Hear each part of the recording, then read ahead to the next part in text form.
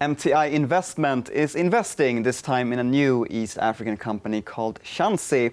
And with me here today, standing beside me, I have Pontus Engström. You are CEO of MTI Investment. How are you? I'm doing well, thank you. Nice to be here. Joining us today on link from East Africa is also the company founders. It is Andrew Wallace, who is CEO of Chanzi, as well as Sune Mushendwa, who is COO of Chanzi. And I'll begin with you, Andrew. You are part of the management of Chanzi. Begin by introducing yourself and tell us a little bit about Chanzi. Hi guys, my name's Andrew Wallace. Chanzi are an insect protein company.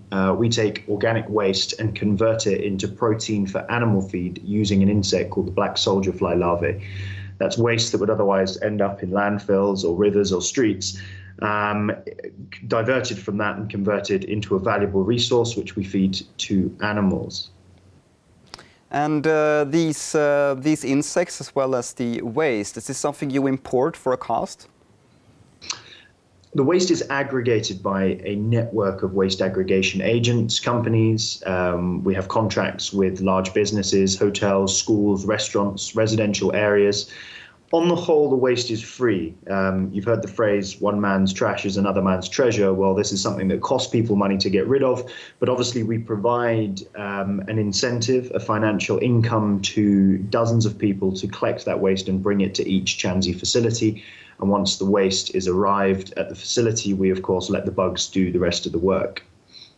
Sune, you are operational officer. I thought you could also elaborate a little bit and add on what Andrew said. What is the sustainable aspect of Chanzi?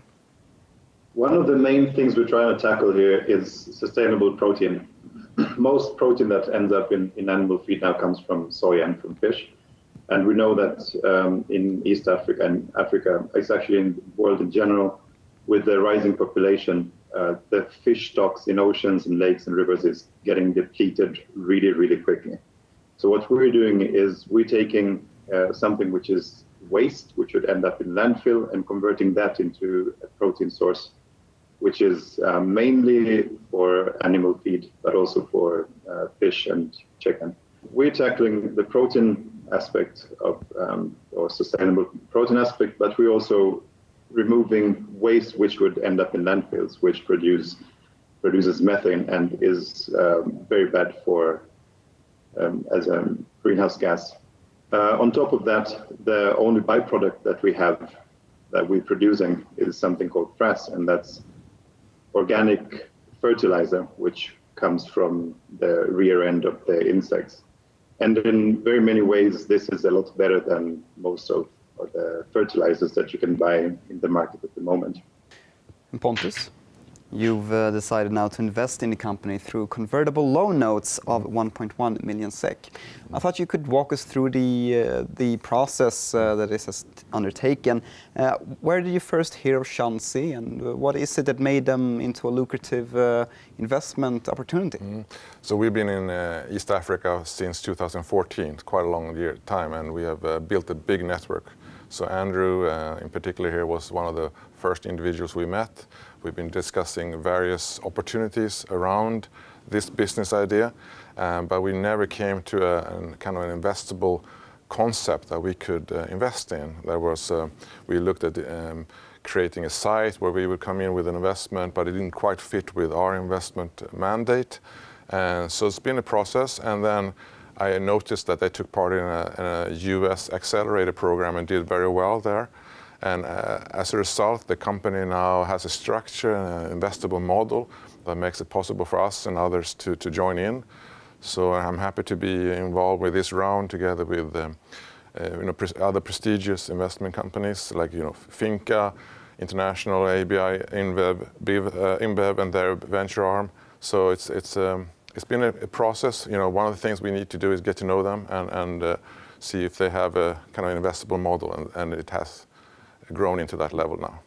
Convertible loan notes tends to be a little bit complicated. It tends to differ between company and company and investment to investment. Could you talk about this round of financing and what the terms are of the loan notes? Yeah, I think they're quite easy to understand in this case. We have an interest that's running at 7% per annum. for the duration of the convertible debt loan. And at the point of conversion, it's when the company does a qualified investment round of at least $1 million. That's when the valuation will be set. So our terms basically says that we can convert at a 20% discount. Should we for any reason not be satisfied, we will not convert, but our hope is and belief is that they will do very well. I'm going to make sure I'm understanding this right. The convertible in the convertible loan notes, it is you still need to pay for these shares? No, so we make the investment now, and then it will be converted into equity at a future time. And this is a good structure for a startup like this who's growing, and they are founders. If we came in too early with equity, we would basically take too big of a stake. This allows now the founders, Andrew and Sune, to really grow the company into something really, really successful over the next number of years. And I firmly believe they will do that, and that means that their company will become much more valuable, and we are in it. So. But in a scenario where they would convert into equity, how much would your share reach? It all depends. The better these guys do over the next few years, the lower our share will be. But on the other hand, we will have basically, we will be frontline, we'll be already involved in a very successful company. And it's really hard to come across successful companies, especially in East Africa. There are lots of opportunities, lots of ideas, everyone is running after them. So this gives us a bit of time to get to know the guys, see what they can deliver. If they deliver really, really well, we will convert and we will probably invest more. But does that mean more equity? That would mean more equity. I'll return the focus now back to Andrew and Sune. With the money now put into the company, are there any activities that you couldn't do before that you can do now? How will this money be utilized? Good question, Miguel. So we're at a stage of our growth now where we're looking to construct replications of our existing facilities. Our model focuses on having a decentralized system. So rather than invest heavily on a centralized facility, we have multiple insect production facilities in different locations wherever there's a waste problem. This investment, this latest seed round, it allows us to construct at least 2 more facilities. In fact, those facilities are already under construction, and they will be added to our existing network. There will be a level of homogeneity between those sites, meaning they will be run in exactly the same way, the same metrics, the same inputs, the same outputs. And that's really what this seed round allows us to do, really expand to the next level of multiple sites in different locations. Yeah, as Andrew was saying, for each site, we do need equipment. Although labor is quite cheap in East Africa, but in order to make things run smoother and faster, we have to invest in different machinery. You could, of course, import this, but we know the problems of importing when it comes to maintenance and the costs involved. So we have opted to build all equipment from scratch ourselves with our own designs, which is custom designed and built for our specific needs. So we are now working on different equipment for drying the larvae and for harvesting different types of grinders and improvements in the mechanized systems that we have on site.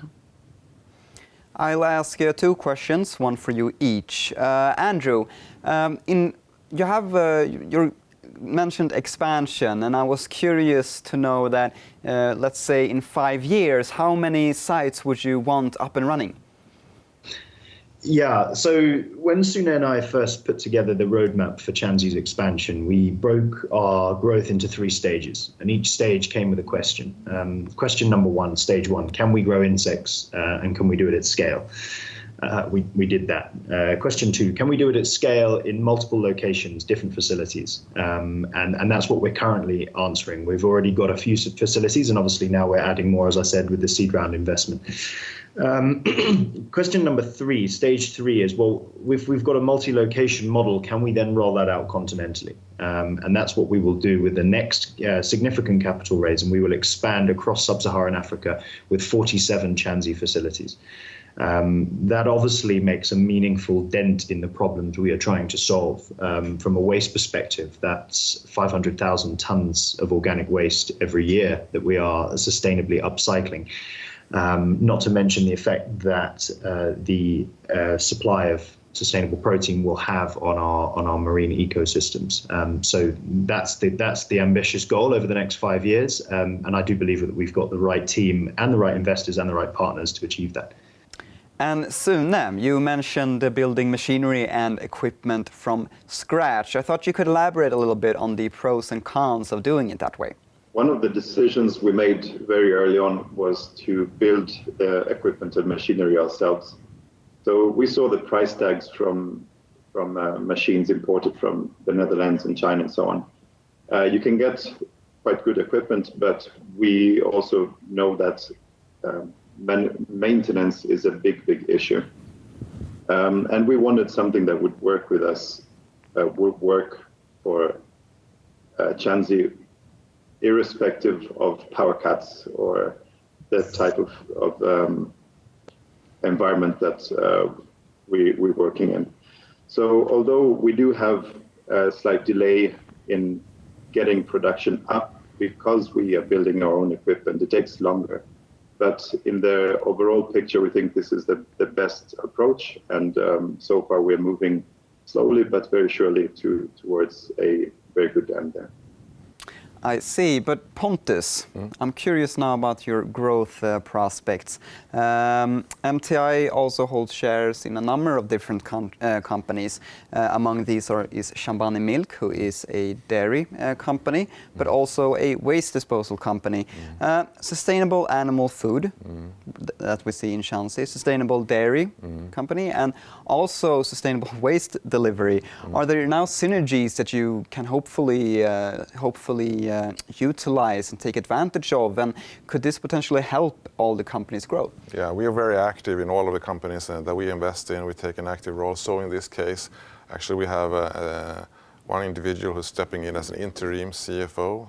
Financial reporting and keeping track of cash flow is extremely important. So we're taking an active role there. Also already seeking synergies in terms of the milk producer. Shambani Milk is a phenomenal CEO. I would like to introduce him to Andrew and Sune, and I hope they can learn from each other.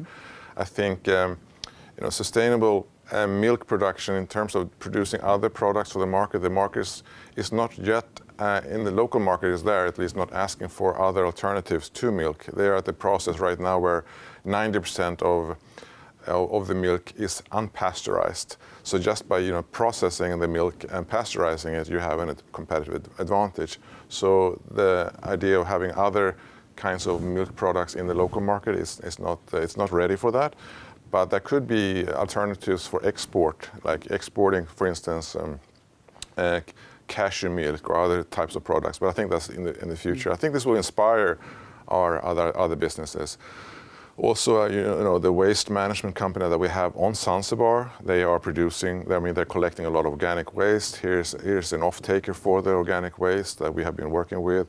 So hopefully that could be synergies here, that in the organic waste that we collect, that we will have someone there on Zanzibar who can take care of the organic waste.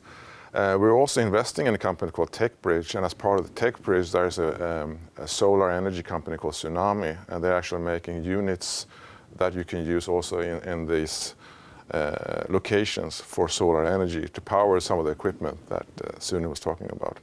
So there's going to be lots of synergies, also operational, how you work on social media and all these things. So we are when we get into this, we back the entrepreneurs as much as we possibly can.